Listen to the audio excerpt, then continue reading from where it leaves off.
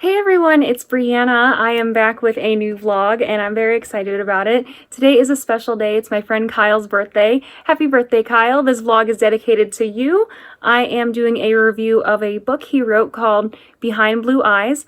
Now, he released this book about a couple months ago, and when I had planned on doing this vlog, I had to go on vocal rest because I lost my voice. So yeah, and a lot's been going on. Just got a new house, and as you probably saw in my last video, I got engaged. Check that out. But enough about me. Let's get to the book. Okay, so as I was reading the book, I wanted to write some notes down, which is exactly what I did. So that way, when I did this review, I wouldn't forget anything. So I was taking notes with each chapter that I was reading. So here is what I wrote at first. I could immediately identify with the main character, Sam. Now, Sam suffers with depression, anxiety, has late-night mental breakdowns, and suicidal thoughts, and that's something that I know all too well and went through, especially when I was really young. Sam was also thinking that this is the end, but she wasn't going through with it. And she also attempted an overdose and shaking the pill bottle so much that it sounded like a rattle.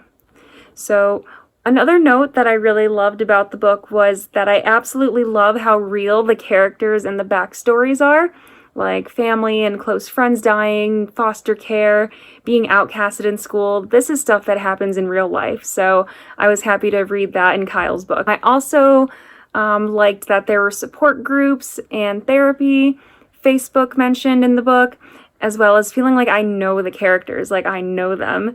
Now, let me just point out that I do not like to read books. I never liked reading.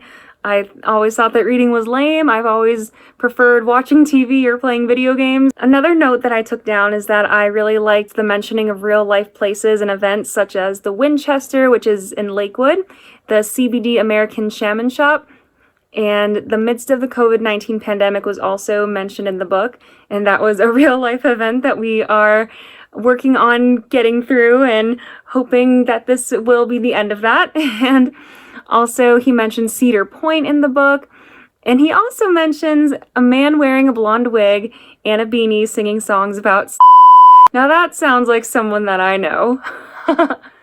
There's also animals in this book.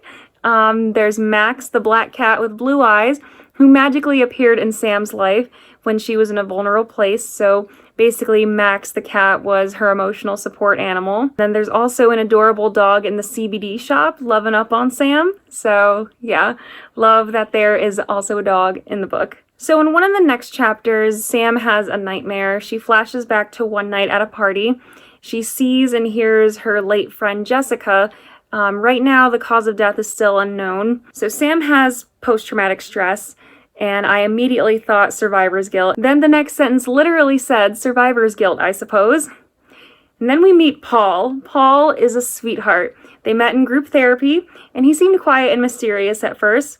And then they officially met in a park, and we come to realize that Paul is a great conversationalist despite his stutter. And at this point, I'm just like, am I shipping them? I think I'm going to ship them. And then we meet Sam's brother, David.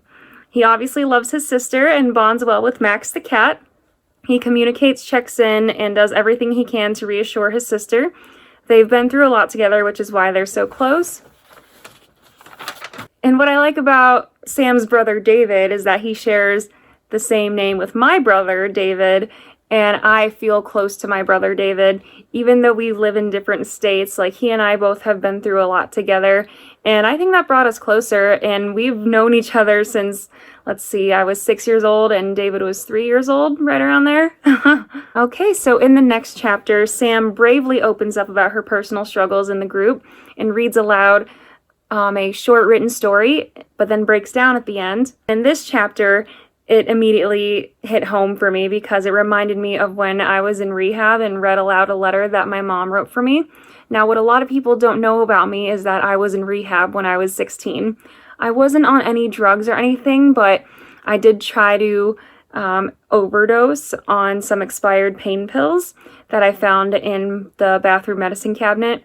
So yeah, and then I also changed the voicemail in my phone saying, this is the end, this is the last time you're going to hear my voice. And then somebody heard that voicemail, and then that's when I realized I need help. So I checked into rehab and I was there for a few weeks. And let me tell you, rehab changed my life. So yeah, that's what a lot of people don't know about me is I went to rehab. So then the next chapter is a sleepover. Sam gets invited to sleep over at Paul's place, and Sam's parents are like totally cool with her sleeping over at a guy's apartment. And yeah, I know she's 20 and they're friends, but still. Paul is a gentleman and a great host. He has pizza, movie, video games, and Sam sleeps in Paul's bed, has a nightmare. Paul immediately gets off the floor to comfort Sam.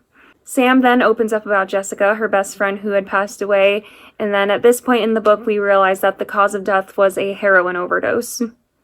So then Paul takes care of Sam and lets her stay longer and then drives her home, and then they kissed. So at this point in the book, that's when I'm just like, yeah, I ship the out of them. So in the next chapter, Sam finds her old pills, gets sick, feels remorse.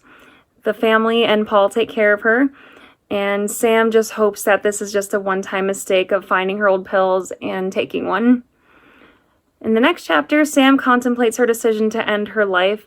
It's 10 days prior to her birthday, and she reflects to the previous day when she sees this weird couple looking at her.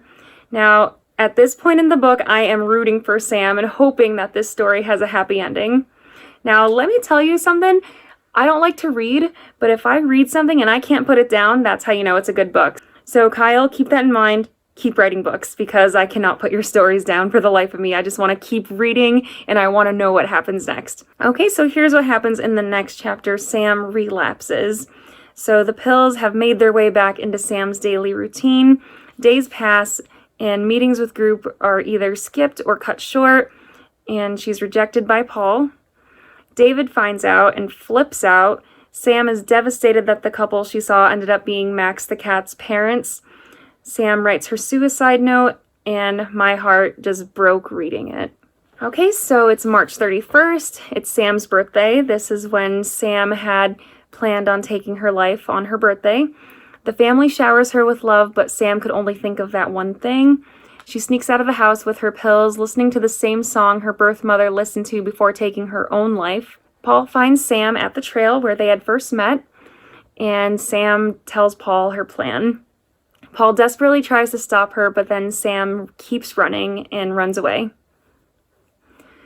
So here at this point in the book, I'm relieved to see that there is a next page. It is April 1st. Sam is alive. And the setting takes place in the hospital. Staff, family, and boyfriend are all relieved. Sam was actually hit by a car, and David had found the note.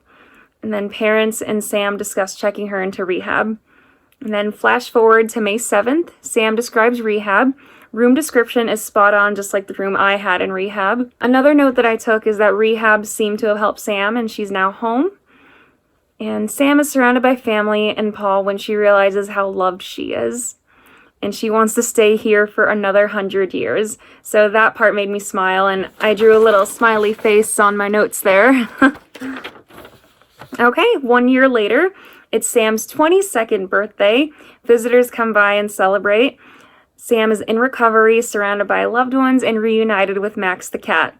And she's hopeful and optimistic about the future.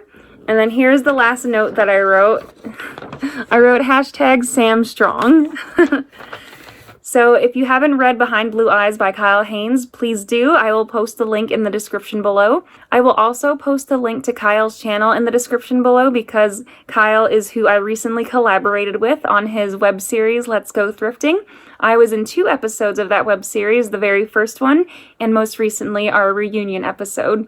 So happy birthday, Kyle. I hope you enjoyed this video. I'm sorry it took me forever. I hope you have an amazing birthday, and thank you for writing awesome books, and thank you for being you.